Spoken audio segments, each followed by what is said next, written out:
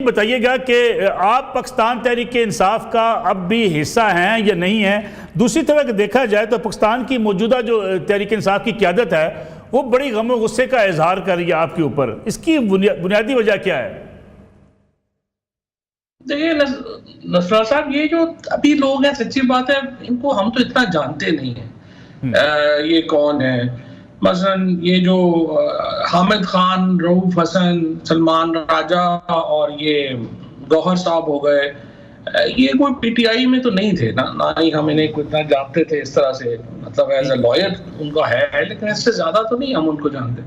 तो ये लोग तो जाहिर है कि जब हमें एस्टैब्लिशमेंट ने ठोटे मुक्के मार के निकाल दिया, हमें इलेक्शन नहीं लड़ने दिए गए और फिर एक ऐसी पौध को बनाया गया पीटीआई के अंदर जो बुनियादी तौर के ऊपर तो पीटीआई का हिस्सा नहीं थी, लेकिन उसको एक लीडरशिप दी गई है। बहुत सारे लोग, जैसा कि अभी आपके सामने फिर आया अमेंडमेंट में भी, कि उन्होंने तो एफिडेविट दे के आए हुए थे। बहुत सारे ऐसे हैं जिनकी ज़रूरत नहीं थी तो उनको यूज़ नहीं किया गया, लेकिन एफिडेविट उन्होंने भी दिए हुए हैं। और जाहिर है कि ये एक मसाइल है जिससे अभी पीटीआई नबरदाजमा है, लेकिन इंशाल्लाह कोई नहीं, ये लोग जो हैं ये तो अहमियत ही रखते हैं। अहमियत तो इमरान खान रखते हैं और इमरान खान के लिए ये भी ज़रूरी नहीं है कि मैं कोई पीटीआई में हूँ या ना हूँ। इमरान खान का जीतना ज़रूरी है, इसलिए कि वो अगर नहीं जीते तो फिर इसका मतलब ये है कि पाकिस्तान में तो हमेशा फैसले फिर बंद कमरों में ही होंगे, अवाम को तो मौका ही नहीं मिलेगा। इसलिए हमने अपने तमाम जो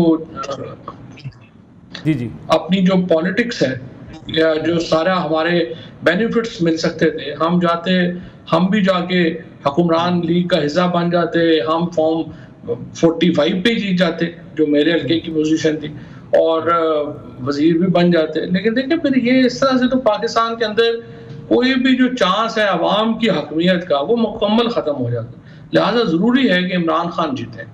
देखिए चौधरी साहब, अगर इमरान खान ने जीतना है, जिस तरह आपने जिक्र किया, ये सारे लोग जब मुश्किल आई तो ये तहरीक इंसाफ में जो है इंडक्ट किए गए। अगर ये इस्टेब्लिशमेंट के लोग हैं पाकिस्तान तहरीक इंसाफ में, तो फिर तहरीक इंसाफ कैसे जीत सकेगी? देखिए इस वक्त Tehreek Insaf as such exist नहीं करती है। इस वक्त तहरीक इंसाफ को इमरान खान ने इफेक्टिवली एक प्रेसिडेंशियल फॉर्म में चेंज कर दिया है, जहां पे इमरान खान है और अवाम है।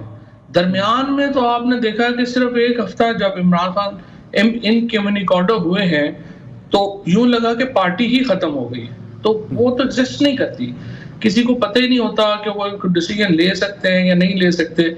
मसलन सिर्फ पिछले हफ्ते में आप देख लेना कि इन्होंने किस तरह से इन्होंने डिसीजन किया।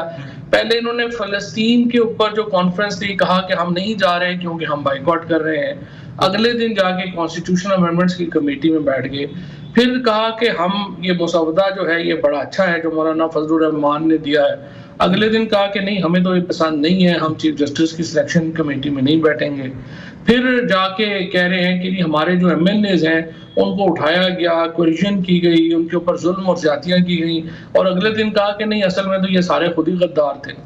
तो समझ ही नहीं आती ना इनको तो कि सुबह और चीज है, शाम और चीज है। देखिए ना, सिर्फ सोशल मीडिया ट्रोलिंग के ऊपर या अब्यूजेस के ऊपर तो नहीं पार्टी चल सकती।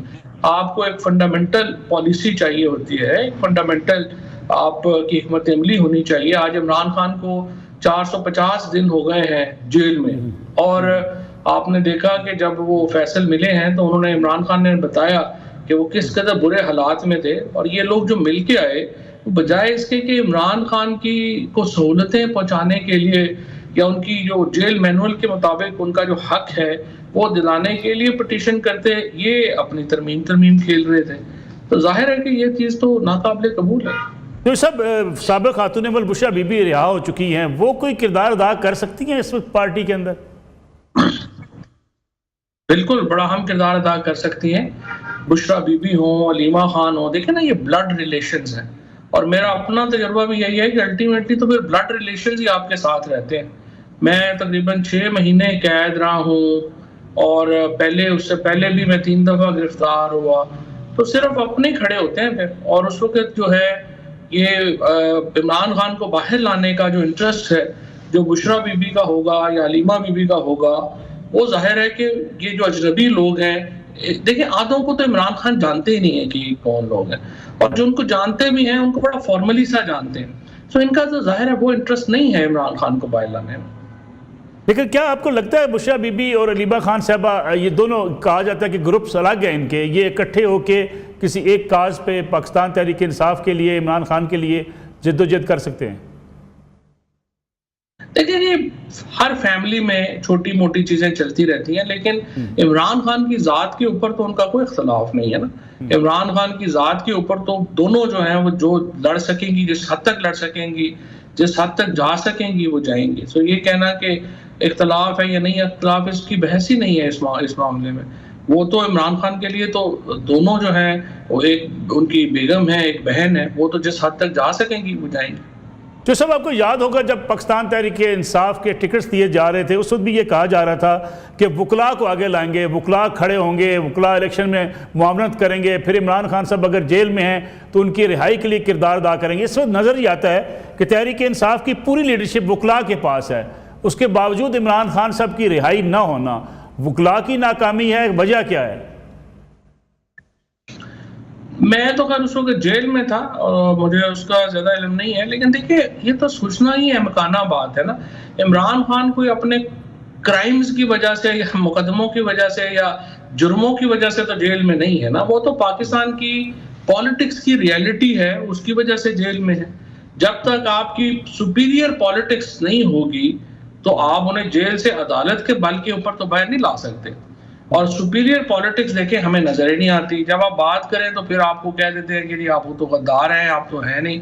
अब आप देखें ना, मसलन 9 फरवरी को जब ये पार्टी ने फैसला किया, इलेक्शन रिजल्ट्स बदले जा रहे थे, जब सारे एमएनएज और एमपीएज ने अपने रिजल्ट्स के लिए खुद लड़ना था, उस वक्त आप नहीं लड़े और आपने जो कहा कि नहीं हम पार्लियामेंट में रोल अदा करेंगे। उस वक्त अगर ये लड़ते तो लियाकत चट्ठा जो है उसका एक इस्तीफा ना आता, या लाइनें लग जाती है इस्तीफों की। आप नहीं लड़े। उसके बाद जब अलायंस बनाना था मौलाना फजलुर रहमान से, जीडीए से, इनका कोई वाकफ ही नहीं था। खुद मुझे अपना मौलाना फजलुर रहमान ने कहा कि मैं इनमें से बात किससे करूं, मैं तो जानते ही नहीं इनमें से किसी। तो जाहिर है कि ये जो मामलात हैं ये तो हैं सामने। आप इमरान खान साहब के रिहाई के या जेल से बाहर आने के इम्कानात आपको कब तक नजर आते हैं? देखिए जी सीधी बात है, इमरान खान के बाहर आने का मतलब है ये हुकूमत का पैकअप। जब आप तगड़े हो जाएंगे इस हुकूमत से तो फिर ही इमरान खान बाहर आ सकते हैं। अगर आप ये समझें कि हुकूमत, जब देखें ना, अब तो जो भरम है पीटीआई का वो भी गंवा दिया इन्होंने अपनी अमकाना बातों से।